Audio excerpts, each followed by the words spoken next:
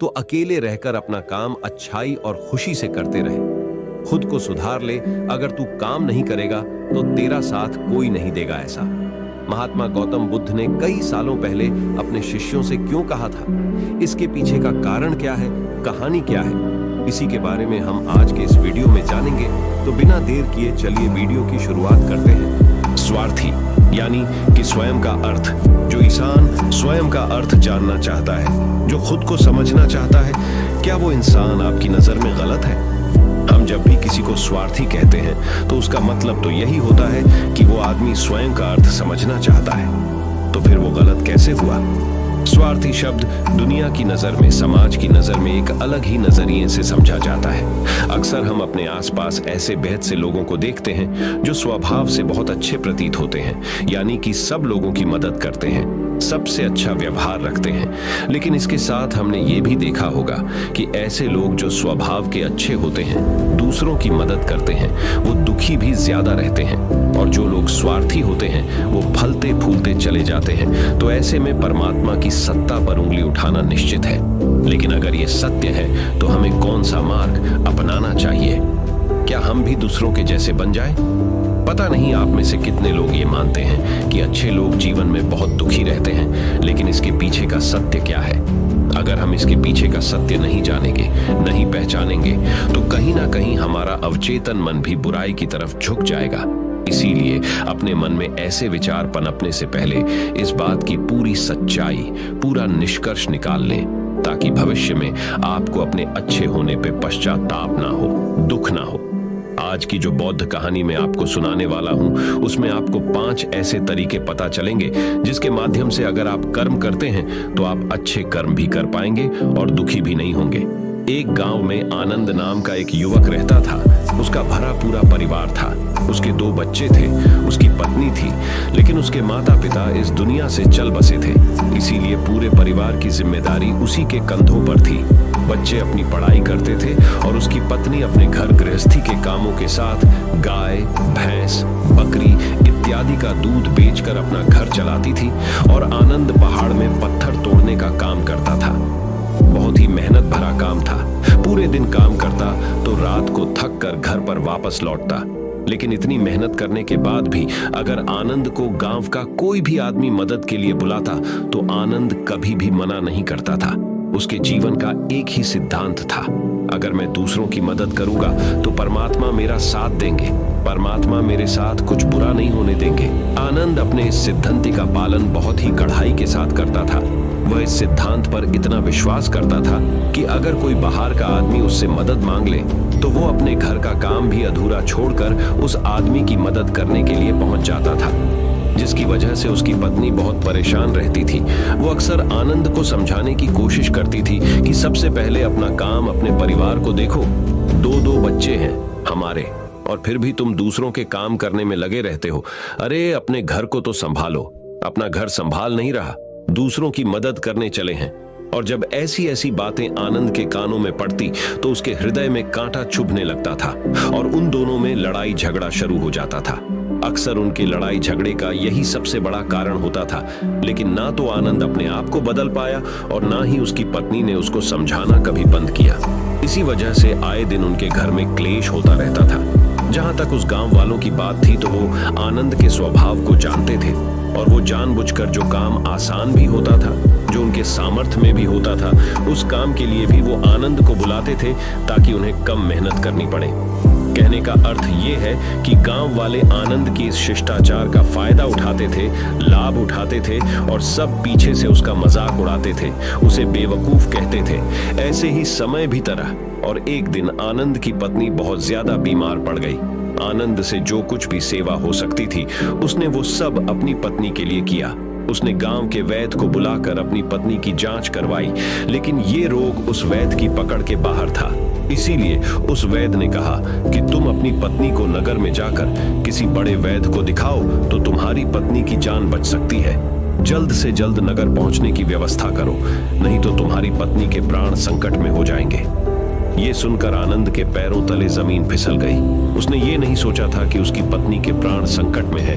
वो सोच रहा था कि कोई साधारण सा रोग होगा जिसका इलाज हो जाएगा, लेकिन जब उसने वैद्य की यही बात सुनी तो वो घबरा गया। अब पत्नी को नगर तक कैसे लेकर जाए, क्योंकि उसके पास इतना धन नहीं था कि वो अपनी पत्नी के लिए एक घोड़ा गाड़ी करके उसमें अपनी पत्नी को लिटाकर नगर में ले जा सके। उसकी पत्नी की हालत बिल्कुल चलने की भी नहीं थी, इसलिए उसे नगर पहुंचाने के लिए किसी घोड़ा गाड़ी की जरूरत थी। संयोग से उसके पड़ोसी धन्मू के पास एक घोड़ा गाड़ी थी। वो अक्सर व्यापार के लिए अपनी घोड़ा गाड़ी नगर में लेकर जाया करता था। इसीलिए आनंद के मन में विचार आया कि मैं धन्मू की घोड़ा गाड़ी ले सकता हूँ। मैं धन्मू की इतनी मदद करता हूँ, कभी उसके काम को नहीं टालता, तो वो तो मेरे काम को कभी मना ही नहीं कर सकता। और यही सोचकर वो घोड़ा गाड़ी लेने के लिए धन्मू के पास पहुंच जाता है। लेकिन धन्मू बहुत ही चालाक इंसान था।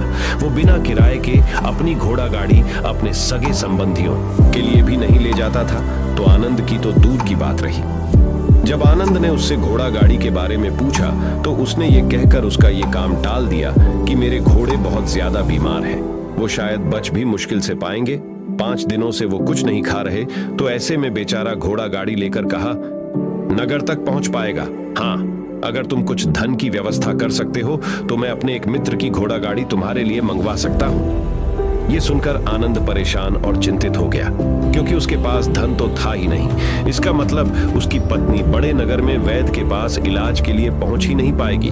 उलझन भरे हुए विचार लिए हुए जब आनंद वापस आ रहा तो उसने एक दिल दहलाने देने वाला दृश्य देखा। उसने देखा कि धन्मू के घोड़े, जो धन्मू के अनुसार बीमार थे और कुछ खा भी नहीं रहे थे, वहीं घोड़े गांव का ही एक युवक उसकी बाट से खोलकर बाहर ला रहा था और गाड़ी में उसको जोत रहा था। ये देखकर पहले तो आनंद को कुछ समझ में नहीं आया। उसके बाद जब आनंद ने उस युवक से पूछा तो उसने बताया कि धन्मू ने ये घोड़ा गाड़ी उसे किराए पर दी है। ये सुनकर आनंद का दिल टूट गया।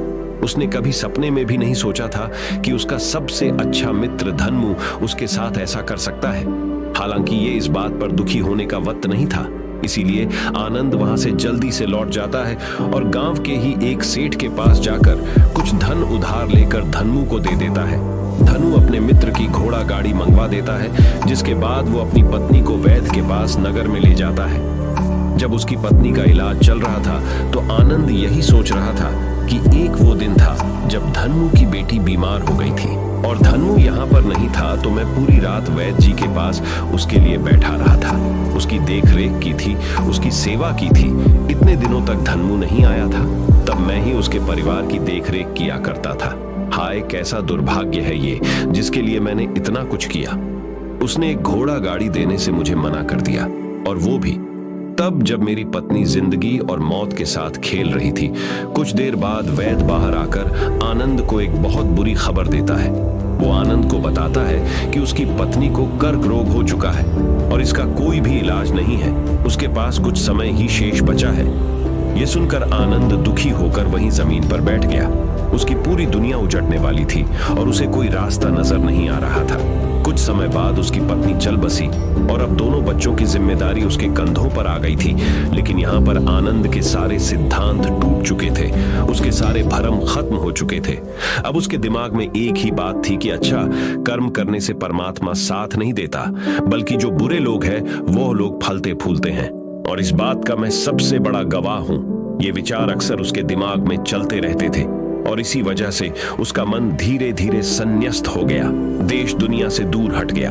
और एक दिन ऐसा भी आया जब वो अपने बच्चों को अपने रिश्तेदारों के पास छोड़कर इस देश दुनिया को त्याग कर एक सन्यासी बने के लिए घर से निकल पड़ा। उसने गांव में किसी को कुछ नहीं बताया। किसी को नहीं पता था कि आनंद अचानक कहां गायब हो गया। सन्यास की दीक्षा लेने के लिए वो एक बौद्ध भिक्षु के पास पहुंचता है। बौद्ध भिक्षु उस समय ध्यान में बैठे हुए थे। ध्यान से बाहर आने के बाद वो बड़े ध्यान से आनंद के चेहरे को देखते हैं और उससे सन्यासी बनने का कारण पूछते हैं। इस पर आनंद उन्हें अपनी पूरी आपबीती सुना देता है और कहता है कि हे महात्मा, इस दुनिया से मुझे कुछ भी हासिल नहीं हुआ। मेरा मन इस दुनिया से विरक्त हो चुका है। जब अपने दोस्तों ने ही मेरा साथ नहीं दिया तो इस दुनिया में रहने का क्या मतलब, और इसी वजह से मैं सन्यासी बनना चाहता हूँ। ये सुनने के बाद बौद्ध भिक्षु ने उपदेश देना शुरू किया। उन्होंने कहा कि याद रखना बेटा, जीवन से विरक्त होकर सन्यासी बनना तुम्हें परम सुख तक कभी नहीं पहुंचा सकता, परमानंद तक कभी नहीं पहुंचा सकता। तुम दुनिया से आपने मन पर एक बोझ लेकर विरक्त हुए हो। तुम दुनिया से परमात्मा की खोज करने के लिए विरक्त नहीं हुए हो। इस भ्रम में कभी मत रहना तुम संसार से विरक्त हुए हो, क्योंकि संसार ने तुम्हें धोखा दिया, ऐसा तुम्हें लगता है। इसीलिए तुम परमात्मा पे कभी विश्वास नहीं कर पाओगे और ना ही उन पर अपनी पूर्ण आस्था बना पाओगे। इसीलिए सन्यासी होने का भी तुम पूरा लाभ कभी नहीं उठा पाओगे। सन्यासी होने का लाभ तब मिलता है जब हमारी प्रभु में, परमेश्वर में, परमात्मा में पूर्ण आस्था बन जाती है। मैं तुमसे पूछता हूं, या तुम्हारी आस्था परमात्मा में है? ये सुनकर आनंद कहता है कि हे महात्मा, मैं तो दुनिया देखकर आया हूं कि जो बुरे कर्म करता है वो फलता फूलता है, और जो अच्छा काम करता है उसे कुछ भी नहीं देता। परमात्मा उसे दुखी दुख देता है। इसीलिए मैं परमात्मा पर अपनी पूर्ण आस्था कैसे बना सकता हूं? ये सुनकर उस बौद्ध भिक्षु ने कहा कि यही तो मैं तुम्हें समझाना चाहता हूं कि तुम पूरी ऊर्जा अपनी सन्यासी जीवन में लगाओ और उसके बाद भी तुम्हें फल प्राप्त ना हो तो तुम्हें कैसा लगेगा। इसीलिए किसी की भी मदद करने के लिए मैं 5 सिद्धांत तुम्हें बताता हूँ। ये 5 सिद्धांत समझकर संसार में वापस लौट जाओ और संसार में एक ग्रस्त जीवन जियो। उसके बाद ही सन्यासी जीवन का उदय होता है। जब हम अपने ग्रस्त जीवन को पूर्ण रूप से समझ लेते हैं और अपनी जिम्मेदारियों का निर्वाह कर देते हैं। ये कहकर बौद्ध भिक्षु ने कहना शुरू किया कि जब भी तुम किसी की सहायता करते हो, किसी की मदद करते हो, तो उसमें सबसे पहली बात, सबसे पहला सिद्धांत जो ध्यान में रखने का होता है वो होता है कि किसी की मदद करते वक्त, किसी की सहायता करते वक्त कभी भी उससे उम्मीद मत रखना। ये मत सोचना कि आज मैंने इसकी सहायता कर दी, मदद कर दी, तो कल बदले में ये भी मेरी सहायता करेगा, मेरी मदद करेगा। अगर तुम ऐसा सोचोगे तो तुम्हें जीवन में दुखों का सामना करना ही पड़ेगा, क्योंकि एक नहीं तो दूसरा, या दूसरा नहीं तो तीसरा, कोई ना कोई तुम्हारी उम्मीद जरूर तोड़ेगा। और वास्तविकता में वो मदद या वो सहायता नहीं होती, वो हमारे लालच का ही एक रूप होता है। हम उसकी सहायता या मदद निर्भर तरीके से नहीं कर रहे हैं। हमारे मन में लालच का भाव है, हमारे मन में बदले का भाव है। हम ये सोचकर मदद करते हैं कि इसकी मदद कर देता हूं तो कल ये मेरा भी मदद करेगा, और यही लालच हमें अक्सर उन लोगों की मदद करने पर विवश करता है जो किसी ना किसी रूप में धनवान होते हैं, क्योंकि हमें लगता है कि कल ये आदमी धन के द्वारा मेरी मदद कर सकता है। और इसीलिए जिस इंसान को वास्तविकता में मदद की आवश्यकता है, हो सकता है वो गरीब हो, लेकिन हमारा मन अपने लालच के वशीभूत होकर उसकी मदद कभी नहीं करेगा। इसीलिए किसी की मदद और किसी की सहायता करने के अपने विचार को विस्तार दो। केवल एक प्रकार के वर्ग के लिए अपनी सहायता या अपनी मदद पेश मत करना, उन सब के लिए समान होनी चाहिए। जरा सोचो, एक तरफ तुम्हारा मित्र हो जिसके पास धन है, संपदा है, और दूसरी तरफ कोई गरीब औरत हो जो भूखी बैठी हुई है। तुम्हारा दोस्त तुमसे कहता है कि यार आज तो खाने के लिए अच्छे अच्छे पकवान मंगवा लो बाजार से, और दूसरी तरफ वो औरत तुमसे 2 सूखी रोटी मांग रही है, तो तुम किसकी मदद करोगे? कौन मदद का हकदार सबसे पहले है? सबसे पहले हमारा कर्तव्य बनता है कि उस औरत की भूख मिटाए, लेकिन अक्सर इंसान ऐसे नहीं सोचता। वो अपने दोस्त को तो खिला देगा, उसको तो बाजार से बहुत महंगी वस्तु मंगा के दे देगा, लेकिन किसी गरीब को उसकी भूख मिटाने के लिए पैसा या धन नहीं देगा। दूसरी बात जो ख्याल में रखने की है वो ये कि सहायता करते वक्त हमारा लालच कभी भी उसके साथ नहीं जुड़ना चाहिए। अक्सर हम जब किसी की मदद करते हैं तो हमारा लालच और हमारा स्वार्थ उसके साथ जुड़ा होता है, और हम अपनी भविष्य की योजना तैयार करके उस आदमी की मदद करते हैं। हम ये सोचते हैं कि अगर मैं इसका ये काम करेगा तो भविष्य में ये आदमी मेरा वो काम पूरा कर देगा, और वो सहायता, वो मदद बिल्कुल भी परमात्मा के द्वार को नहीं खटखटाती, क्योंकि वो लालच है। आप अपने आप को धोखा देने के लिए अपने लालच को एक सहायता, एक मदद का रूप दे रहे हैं। तीसरी बात जो ख्याल रखने की है वो ये कि अपने सामर्थ्य के हिसाब से दूसरे की मदद करो। कभी भी एक ग्रस्त आदमी को किसी की इतनी सहायता नहीं करनी चाहिए जिससे कि उसका परिवार और उसके बच्चे कष्ट में जीवन बिताएं। सबसे पहला फर्ज हमारा होता है अपने परिवार को सुखी रखना, उनकी जरूरतें पूरी करना, और उसके बाद दूसरों की मदद करना आता है। लेकिन कुछ लोग दूसरों की मदद पहले करते हैं और अपने परिवार को मदद कम देते हैं, जिससे कि परिवार में लड़ाई झगड़े आए दिन पनपते रहते हैं, और ये सब हम समाज में देखते रहते हैं। अपने आसपास। अगली बात जो ख्याल में रखने की होती है वो ये कि अपना कर्म, अपनी जिम्मेदारियां पहले निभानी होती है। हम अपना कर्म, अपना काम छोड़कर पहले दूसरों की मदद करने के लिए चले जाते हैं, और जब दूसरा बदले में हमारी मदद नहीं करता तो हमारा दिल दुखी हो जाता है। हम सोचते हैं कि मैंने तो अपना काम छोड़कर उस आदमी की मदद की थी और वो आदमी मेरी मदद ही नहीं कर रहा है। इसीलिए अपना कर्म सर्वोपरि, अपना कर्म सबसे ऊपर, क्योंकि वही काम करने के लिए इस दुनिया में हमारा जन्म हुआ है। और सबसे आखिर में जो बात समझने की है वो ये कि परमात्मा की मर्जी से ही सब कुछ होता है। हमारा कर्तव्य है अपने कर्म को करते जाना। करनी धरनी तो ऊपर वाले के हाथ में है, इसीलिए जो कुछ भी होता है सब ऊपर वाले पे छोड़ दो। अगर तुम्हें कोई धोखा भी देता है तो ये समझ के चलो कि वो सब ऊपर वाले की करनी होती है। आप ये मान के चलो कि मैं करता नहीं हूं, मैं तो एक माध्यम हूं, करवाने वाला तो वो है, उसके सामने किसकी मर्जी चली। जब ये आस्था, ये विश्वास हमारे मन में पनपने लगता है तो हमारी सारी शिकायतें दूर हो जाती हैं, क्योंकि इस दुनिया में जो भी होता है अच्छे के लिए होता है, जो भी हो रहा है अच्छे के लिए हो रहा है, और जो भी होगा अच्छा ही होगा। चाहे हमारी बुद्धि आज वर्तमान में इस सिद्धांत को ना समझ पाए, लेकिन जीवन में कभी ना कभी किसी ना किसी मोड़ पर आपको जरूर ये एहसास होगा कि जो हुआ था वो अच्छे के लिए ही हुआ था। इसीलिए सारी शिकायतें दूर कर दो और बस अपना कर्म करते जाओ। अपने ग्रस्त जीवन को पूर्ण रूप से जिलो, और उसके बाद ही सन्यासी जीवन की नींव होती है। इसके बाद बौद्ध भिक्षु ने आनंद को कहा कि वापस अपने गांव लौट जाओ, अपनी बेटियों को वापस लेकर आओ, उन्हें पालो पोसो, अपने बच्चों को वापस लेकर आओ, दूसरी शादी कर लो, लेकिन बच्चों का पालन पोषण अच्छे तरीके से करो। ये सुनकर आनंद अपने बच्चों के साथ अपने गांव में वापस लौट आता है। गांव में किसी को खबर नहीं थी कि आनंद कहां पर गया हुआ था और वो क्या ज्ञान लेकर वापस लौटा है। लेकिन अगले दिन सुबह सुबह गांव वालों ने आनंद के चेहरे पर एक अलग ही चमक, एक अलग ही आभा पाई। तो इस कहानी से हमें यह सीख मिलती है कि दूसरों के पीछे भागने से अच्छा है अकेले रहकर अपने आप को सुधारो और अपनों का काम बड़े ही खुशी से करो, और शांत रहकर अपने आप की दिमाग की मनस्थिति को सुधारो। तो अब हम आपको बताएंगे कि शांत रहने के क्या क्या फायदे हैं। तो चलिए शुरुआत करते हैं। हर तरफ शोर शराबे और भाग दौड़ के बीच खामोशी की अपनी अलग ही खासियत है। आपने कई कविताओं में भी पढ़ा होगा कि मौन रहकर एक दूसरे की बात को समझना सबसे सुंदर संवाद है। लेकिन क्या आप ये जानते हैं कि चुप रहने के अपने शारीरिक और मानसिक फायदे भी हैं? विशेषज्ञ मानते हैं कि मौन यानी शांत रहने से व्यक्ति अधिक दिमागदार और उत्पादक बनने की ओर अग्रसर होता है। इससे उसके मानसिक और शारीरिक स्वास्थ्य दोनों में सुधार हो सकता है। मौन धारण करने का महत्व आज हम जिस युग में जी रहे हैं उसमें टेक्नोलॉजी एक महत्वपूर्ण भूमिका निभाती है। जहां लोग एकांत की खोज में लगे रहते, वो खुद को इन्हीं टेक्नोलॉजी को कहीं गुम कर देते हैं। लेकिन मौन को मन में बैठाने की दिशा में पहला कदम ये है कि आप अपने मानसिक स्वास्थ्य को अन्य सभी पहलुओं से बढ़कर समझें और फिर उन तकनीकों को शामिल करने का सचेत प्रयास करें जो आपको मौन रहने की आत्मीय उदारता और शक्ति का अनुभव करने की अनुमति दे।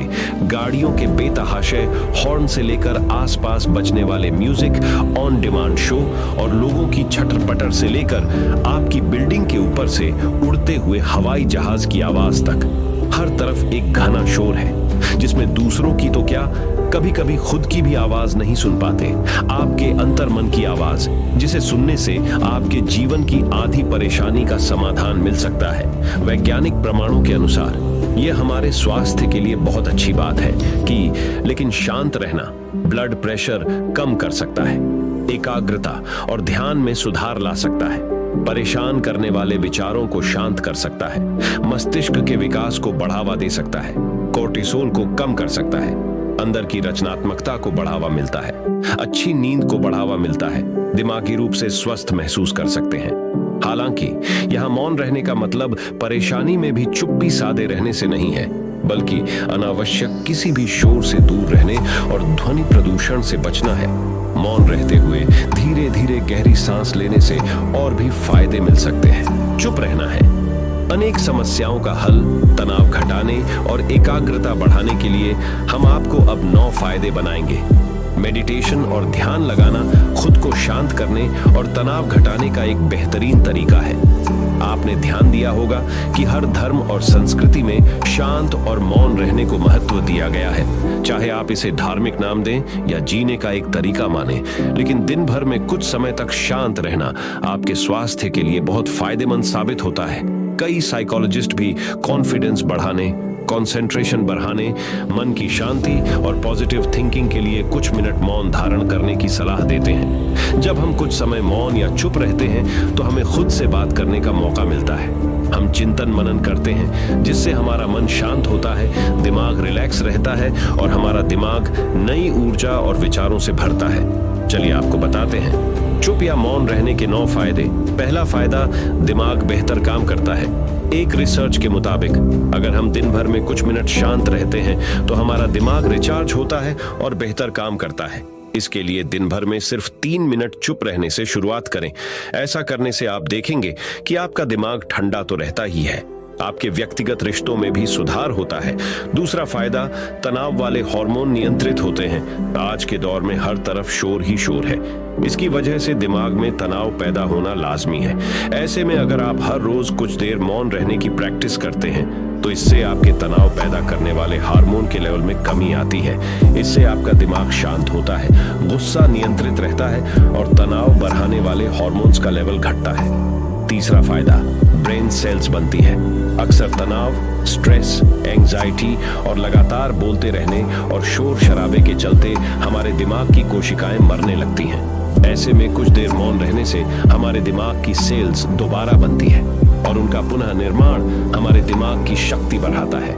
इससे हमारी एकाग्रता बढ़ती है और दिमाग तेज होता है। चौथा फायदा, क्रिएटिविटी बढ़ती है। जब हम दिन भर की उलझनों में उलझे रहते हैं, इस वजह से हम शांत होकर सोचने समझने की क्षमता खोने लगते हैं। इस वजह से हमारी क्रिएटिविटी खत्म होने लगती है। जब हम कुछ देर मौन रहते हैं तो हमारे दिमाग की नई नई क्रिएटिविटी उभर कर सामने आती है। हमें सोचने समझने और सुनने की क्षमता बढ़ती है और हम कुछ नया कर पाते हैं। पांचवा फायदा, परिस्थितियों का सामना बेहतर ढंग से करते हैं। एक रिसर्च में पाया गया है कि जो लोग मौन रहने की आदत डालते हैं वो मुश्किल और तनावपूर्ण परिस्थितियों से बेहतर ढंग से निकल पाने में सक्षम होते हैं। इसकी वजह ये है कि मुश्किल परिस्थिति में वो अपना आपा नहीं खोते और लॉजिक के साथ सोचने की काबिलियत रखते हैं। इस कारण वो परिस्थितियों का बेहतर सामना कर पाते हैं। छठा फायदा, दिमाग के लिए है ये एक्सरसाइज। हमारे शरीर का सबसे जटिल हिस्सा दिमाग होता है। ये पूरे शरीर को चलाता है और ये हमारे सभी इमोशंस को कंट्रोल करता है। ऐसे में जरूरी है कि हम अपने दिमाग को भी व्यायाम करवाएं। जिस तरह शरीर को मजबूत बनाने के लिए शारीरिक व्यायाम जरूरी है, उसी तरह दिमाग को मजबूत बनाने के लिए उनकी ताकत बढ़ाना जरूरी है। मौन रहना दिमाग के लिए एक व्यायाम जैसा ही है और इससे दिमाग की मांसपेशियां तंदुरुस्त रहती हैं। सातवां फायदा, पॉजिटिव विचारों का संचार। मौन रहना हमारे दिमाग को पॉजिटिव विचारों से भरता है। जब हम दिमाग को बाहरी शोर शराबे से दूर करते हुए कुछ समय खुद पर केंद्रित करते हैं तो हम अपने आसपास की अच्छाइयों को बेहतर ढंग से देख और समझ पाते हैं। इसके साथ ही हम अपने आसपास और खुद के भीतर की अच्छाइयों को अप्रिशिएट कर पाते हैं। इसीलिए कुछ समय मौन रहते हुए खुद को समझना, अपने भीतर झांकना और अपने बारे में समझना एक बेहतरीन प्रैक्टिस है। आठवां फायदा, एक अच्छे श्रोता और समीक्षक। चुप रहना और कुछ समय तक खुद को स्थिर रखना आपको एक अच्छा श्रोता और समीक्षक बनाता है। ऐसा इसलिए क्योंकि जब आप चुप रहते हैं तो आप बोलने की बजाय अधिक से अधिक सुनते हैं और उसका विश्लेषण कर पाते हैं। इससे आप पूरे तर्क और वितर्कों को जानने के बाद सही फैसला ले पाते हैं। आप सभी पक्षों को सुनते, समझते और डिसीजन ले पाते हैं। चुप रहना आपके दिमाग को शांत करता है और आपको लॉजिकल समीक्षक बनाता है। नौवां फायदा, कैसे रखें खुद को। कुछ मिनटों के लिए मौन रहने के लिए लोग बहुत तरीकों का सहारा लेते हैं। कुछ भगवान के नाम का जाप करते हैं, कुछ आपके कृत्यों का विश्लेषण करते, वहीं कुछ लोग माइंडफुलनेस प्रैक्टिस अपनाते हैं। चलिए आपको बताते हैं खुद से जोड़ते हुए मौन धारण करने के कुछ आसान तरीके। माइंडफुलनेस एक बेहतरीन मेडिटेशन प्रैक्टिस है जो आपको शांत रखने के साथ ही एंजाइटी और दिमाग को कंट्रोल करने का काम करती है। इसके लिए आप ये स्टेप्स अपना सकते हैं। पहला स्टेप, सबसे पहले आराम की अवस्था में बैठ जाएं और अपनी आंखों को रिलैक्स करते हुए मूंद लें। दूसरा स्टेप, अब अपनी सांसों पर पूरा ध्यान केंद्रित करें। अपनी सांस के उठने और गिरने की गति पर ध्यान दें और अपना दिमाग बाहरी शोर से दूर सिर्फ और सिर्फ अपनी सांसों पर केंद्रित करें। तीसरा स्टेप, अपनी सांसों पर ध्यान देना आपके पूरे शरीर को शांत करता है, दिमाग में रक्त संचार बढ़ाता है और तनाव दूर करने में मददगार होता है। चौथा स्टेप, खुद को शांत करते हुए अपने पूरे शरीर को अंदर ही अंदर स्कैन करना भी फायदेमंद साबित होता है। इससे आपको अपने शरीर के बारे में बेहतर समझ में आता है। इससे आपके दिमाग और शरीर के बीच में बेहतर संबंध स्थापित होता है। हम उम्मीद करते हैं कि ये जानकारी आपके काम आए।